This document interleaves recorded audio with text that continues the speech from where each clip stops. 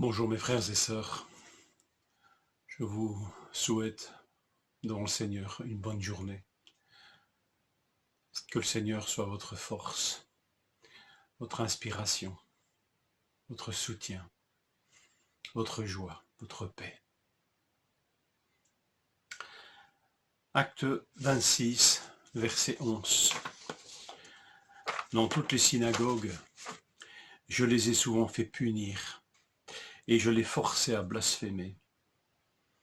Et dans l'excès de ma fureur contre eux, je les ai même persécutés jusque dans les villes étrangères. Je prends la lecture ici en cours et vous verrez qu'au verset précédent, Paul parle de cette extrême violence dont il a fait preuve envers les chrétiens, envers les disciples de Jésus. Hier, nous parlions de la haine à l'encontre de Paul. Que dire aujourd'hui de cette haine dont Paul lui-même dit qu'il était accablé?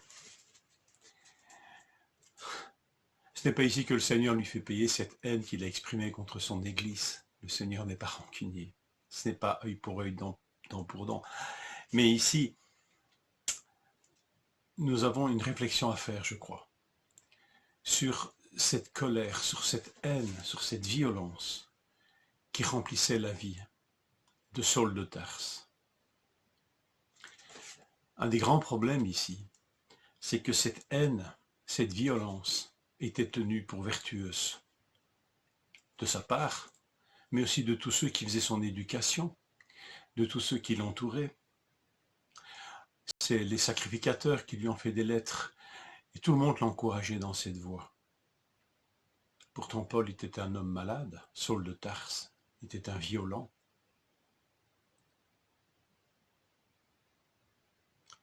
Paul reviendra plusieurs fois sur ce passé de persécuteur. Quand on parle du témoignage, effectivement, Paul va rendre témoignage de cette partie de sa vie, jamais pour s'en glorifier d'une manière malsaine d'ailleurs. On va trouver de tels partages sur ce passé bouillant, zélé aux yeux des autorités religieuses de son pays. Mais quel formateur, quel mentor, dirait-on aujourd'hui, pour encourager de tels comportements. Dans l'Épître aux Galates, Paul va parler de ce passé violent. Dans l'Épître aux Philippiens, mais aussi dans l'Épître à Timothée. Et je retiens ici les termes utilisés par Paul lui-même pour se résumer en quelque sorte. 1 Timothée 1, verset 13. Moi qui étais auparavant un blasphémateur, un persécuteur, un homme violent. Un homme violent. Et des traductions en français, enfin les différentes traductions, nous montrent que ce mot a un rapport avec une violence qui s'exprime par la bouche.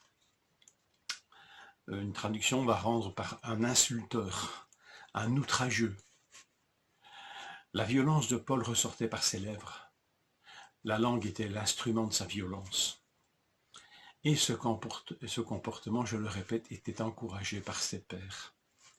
Que lui a donc appris Gamaliel, au pied duquel il avait été élevé en tant que disciple?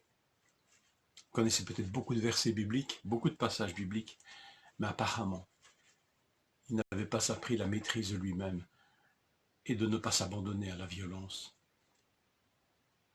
Alors encore une fois, je répète dans ces passages, Paul ne s'étend pas complaisamment sur ce passé violent.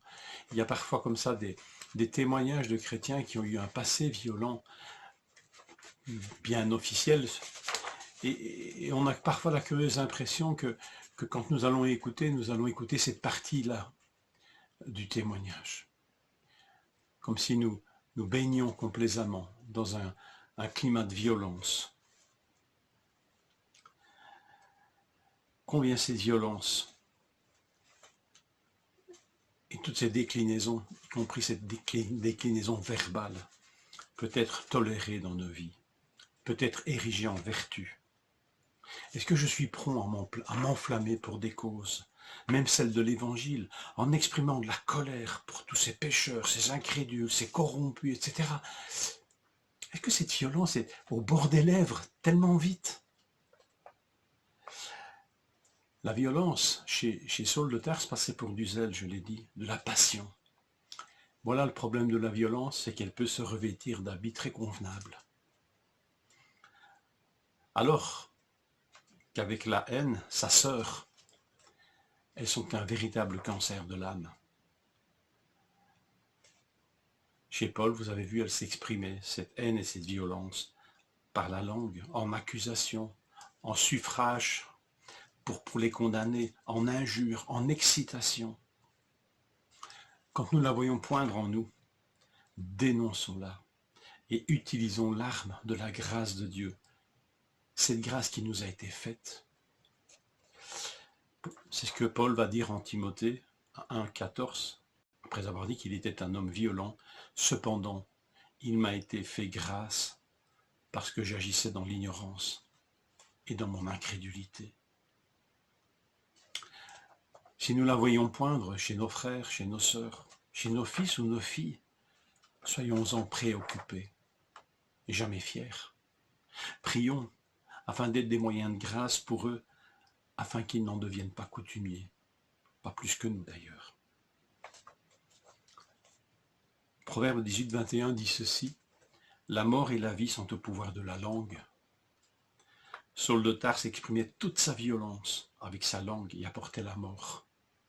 La grâce de Dieu en Jésus lui a permis d'annoncer la vie et la réconciliation, et de l'annoncer au nom de celui qui l'avait transformé en homme de paix, en homme apaisé. Veillons et prions afin de ne pas tomber dans la tentation. Bonne journée.